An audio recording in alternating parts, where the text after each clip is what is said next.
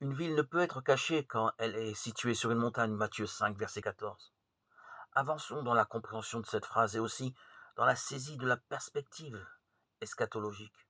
Voici que dans la mesure où notre cœur est cohérent avec le cœur de Dieu, nous choisissons le vrai bonheur et que dès lors nous sommes introduits dans la Jérusalem nouvelle. Celle-ci irradie la gloire de Dieu et brille du bonheur des hommes qui s'y trouvent. Nous sommes lumière du monde dès l'instant où nous lui appartenons. Adhérer à la vision divine du royaume, c'est être citoyen de la cité éternelle. C'est ce que Paul exprime dans l'Épître aux Éphésiens. Vous n'êtes plus des étrangers ni des hôtes de passage. Vous êtes concitoyens des saints. Vous êtes des familiers de Dieu. Éphésiens 2, 19. Dès aujourd'hui, cela est capital. Nous ne vivons pas seulement une attente, nous vivons un présent. Que signifierait d'ailleurs un avenir qui n'aurait pas de présent?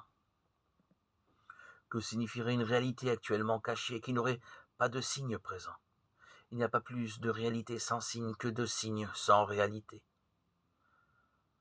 Nous sommes citoyens du royaume, du moins nous l'espérons, un peu à la manière d'un citoyen français vivant à l'étranger.